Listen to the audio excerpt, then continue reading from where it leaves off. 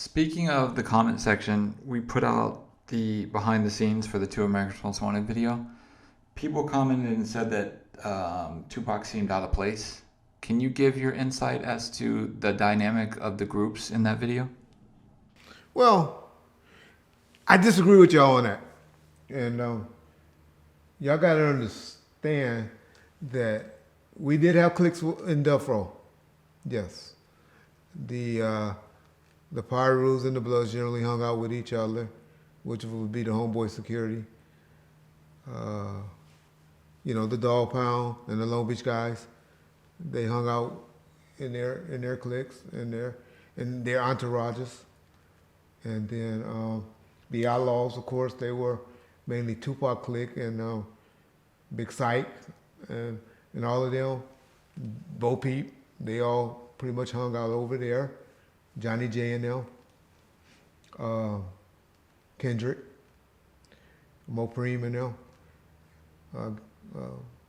And then you had, what other clique you had in Death Row? Of course, Jewel and LaShelle and all of them. And, but those are the main cliques that y'all concerned about. And so that's why they were distant like that. It wasn't that they were being standish off or not listening to Pac. Pac, most of y'all don't know, was really a producer and a co-director on all his sets. The only other person that was like that, because they were used to taking order and directions like that, because that's how Dr. Dre was. Dre would be the same way that Pac was on that production set.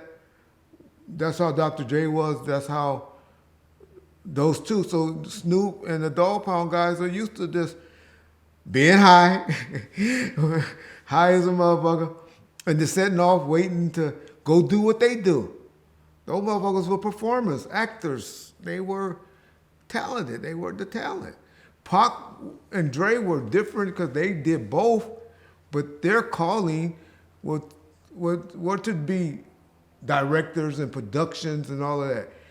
Pac was a 50-50 producer, or they was starting to be a 50-50 company with Tracy. You always say Gobi. It's really Tracy. Gobi was just Tracy's man at the time, and they had a relationship together. But that was really, Tracy was the one that had the relationship with Pac, not so much Gobi. But that was her go-to guy, because she was over there making sure all the union stuff was met, that the people were good on the set, and because, he had to deal with the white folks, because that's who was mainly behind the scenes. And they will stop work. If it's been past 10 hours or whatever and they ain't had lunch, they'd be like, they had somebody there that'd be like, hey, Tracy, we got a break right now. Our crew got to go eat. It's lunchtime. And if you've never been on a movie set, you got people like that. So that was mainly Tracy was doing. The AD is the one, the assistant director is the one that does all the talking. That's the person on the set that's getting everybody, doing all the yelling and all of that. The directors usually just sit back and kick back, and once everything is set up like he envisioned it and mapped it out to be, is what he goes or she goes and do on the set. But the producer or the production guy, which Pac was mainly doing production and directing on the set, that's why he was in mode. Like I said, Dr. Dre is the only other person that I've been around that worked like that as well. And that's what those two talent, other than rapping and acting, were their talents. And so y'all lay off of Snoop on that. Y'all know I'm always giving Snoop a hard time, but it wasn't that they were disconnected or wasn't feeling him or jealous or anything. That's just how they got down. If you look at Snoop at the MTV Music Awards, how he was just high and quiet and letting Pac talk. Snoop's different now. He's more vocal now, and he does a lot of talking and all of that. But I think that was something that he developed over years to be the person that he is currently. It does seem like in that footage it did show just how hands-on Tupac was. And I don't know how Snoop was on his own videos. I know he did the Vapors music video. He directed that one. But it seemed like on Tour of America's Most Wanted, he was kind of just following the director or the creative mind behind it, which seemed to kind of be Tupac. Was that how Tupac was on most of his videos, if you saw him? Yes, yes, definitely.